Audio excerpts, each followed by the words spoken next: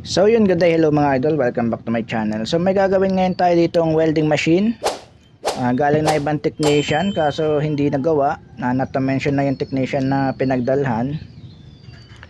So welding machine na Powerhouse, ayan, kita nyo ba yung brand? Ayan o, Powerhouse 200 ampere. So welding machine to ng water station dito sa amin. So 200 ampere. So ito yung problema niya. Ang problema pala na to, hindi ko na napakita yung mismong trouble, hindi na natin na-videohan kasi nagmamadali rin tayo. Ang problema na to, hindi siya makatunaw ng rod or nag-spark lang yung welding. So hindi talaga tuloy-tuloy yung apoy ng welding. So spark lang, so hindi niya matutunaw kahit nakasagad na yung ating potentiometer yan. Sagad na, hindi pa rin makatunaw pero may voltage siya na 60 volts ata o 70, parang ganon. May voltage siya dito, may output naman siya na volts. Kaya lang pag nilagay mo na yung rod, tinutok mo na sa ground, so hindi niya matunaw. So low ampere kumbaga. Kahit nakasagad na yung ating potentiometer. Chinek ko na yung potentiometer, good naman. Chinek ko na yan, good naman yung mga supply. So dito tayo magpo-focus sa kanyang control board. Ayan, yung maliit na yan, yung maliit na board na to. Taasan natin konti. Kinuskus ko no kasi balot siya ng coating. Hindi kita no. Ayan. Kinuskus natin para makita natin yung part number kung anong IC yung ginamit. So ang ginamit sa kanyang IC ay LM224. Ayan. May code kasi yan eh. Yung sa kabila hindi ko pa nakita kung anong ginamit dito kasi may coat, balot ng coat, pero nagre-reflect naman, parang hindi ko maaninag eh. Taas natin konti.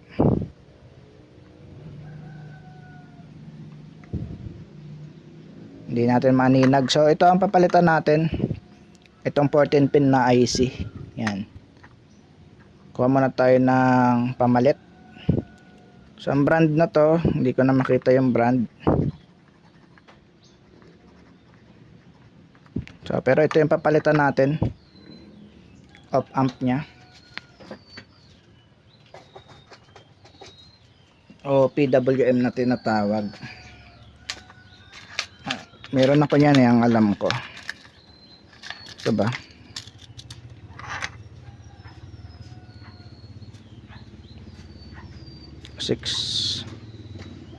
Hindi, ito SG3525 ito. Ito LM224 ito. LM224. So yan yung brand yan, no? Yung parang flower na, hindi ko alam kung flower ba ang logo niyan. Tutok natin sa mismong brand. So ingat sa pagbili na to, no? Dahil maraming fake na ganito at baka masira lalo yung welding machine nyo.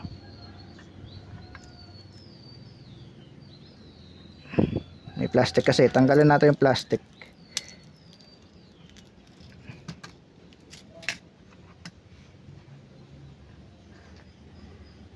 Ayan.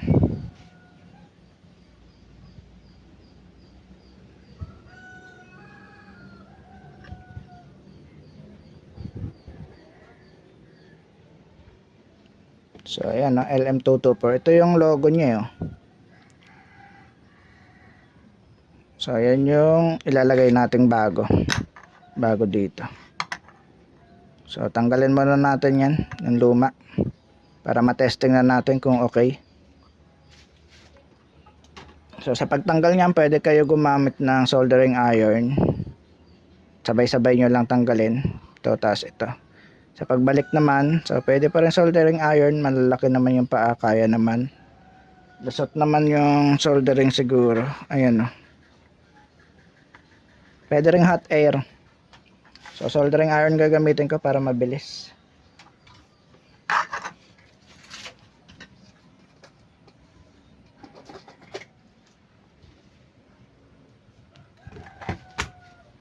So hanapin ko lang ang tweezer natin. Hindi ko makita yung tweezer. So ito na lang, wala kasing tulis to, naputol.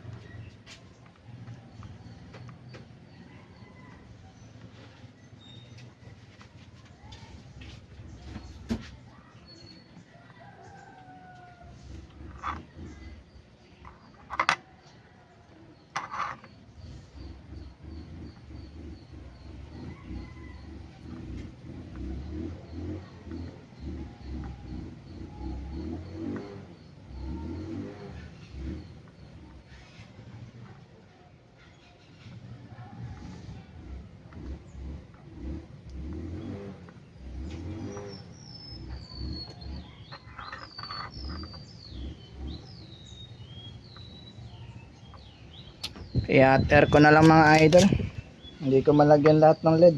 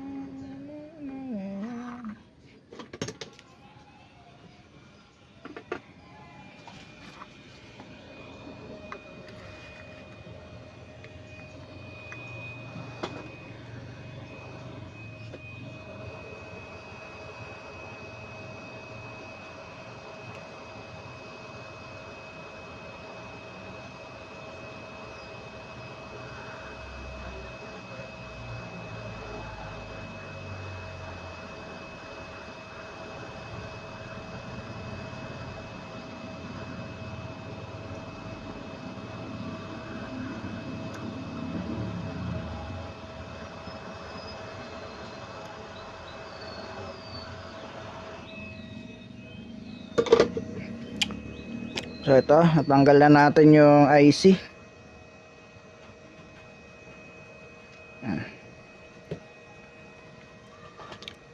Hindi ko alam kung kita sa video yung pagtanggal natin. Pero ito na yung IC natin. Ayan. Ayan na siya. So ito ipapalit natin, no? Yung isa. Bago ang lahat, linisan muna natin.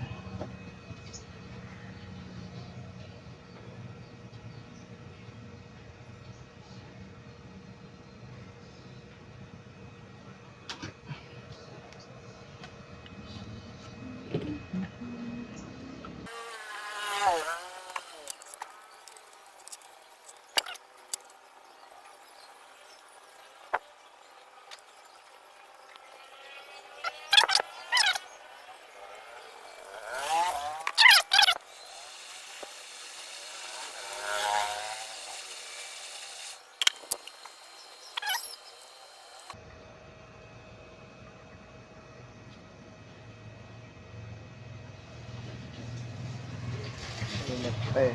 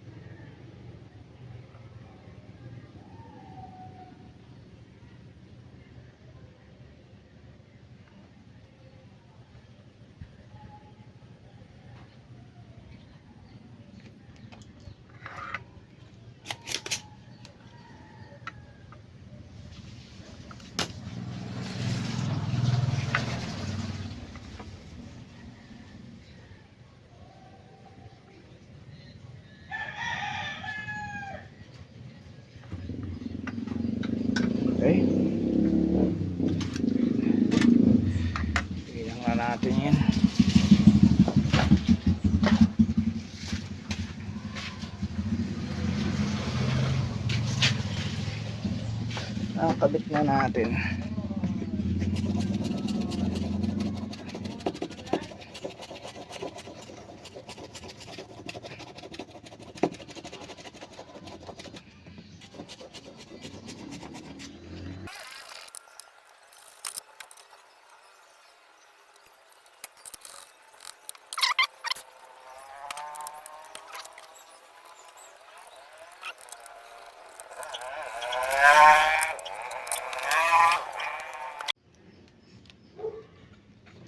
Kabit na natin.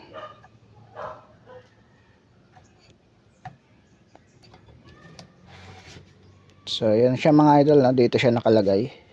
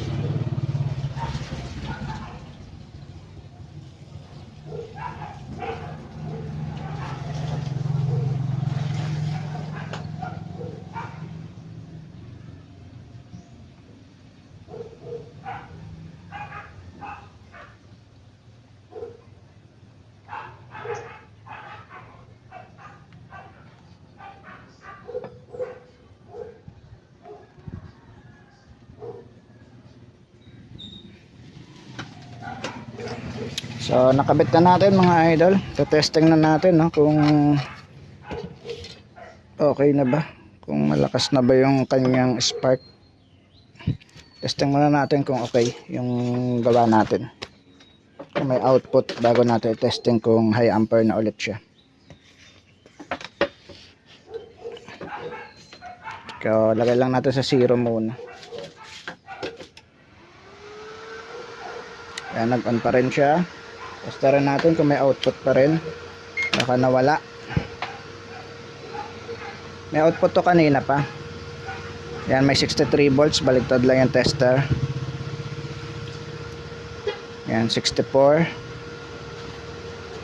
May output to, kaya lang low ampere nga, no? Hindi siya makatunaw ng welding rod. So bunutin natin, kunin natin yung kanyang kuha tayo ng welding rod kung kaya niya nang lusawin.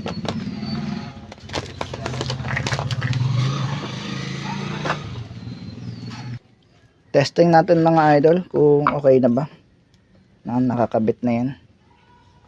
Saksak natin ulit. Yan, umilaw na yung power, namatay na yung dilaw.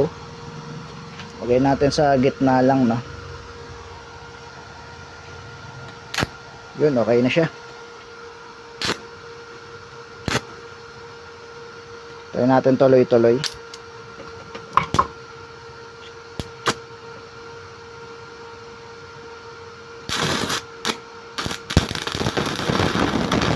So, okay na mga idol. Hindi to ganito yung una eh.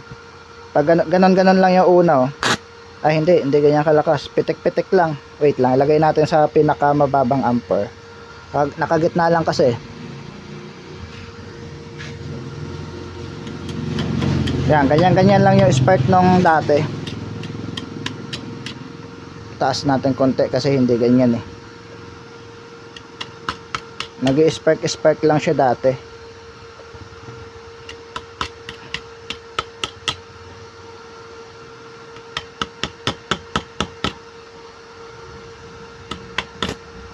Lakas na yan eh. Yan, ganyan-ganyan lang dati niya, no? Nag-spark lang pero hindi talaga siya natutunaw. Yan, ganyan-ganyan lang. Kahit nakasagad na yung potentiometer. Pero ngayon, ayan pala ang amperahe natin, no? Pero malakas na. Oh. Mas mahina pa dati eh. Sagad na pero mas mahina pa dyan sa kislap na yan. Yan. Pero pag nilagay natin yung mga 80, malakas na yan. Tunaw na ang welding rod.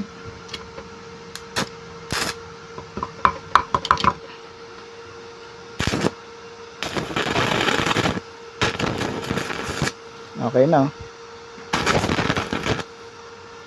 So lagay natin mga 100 para hindi hirap.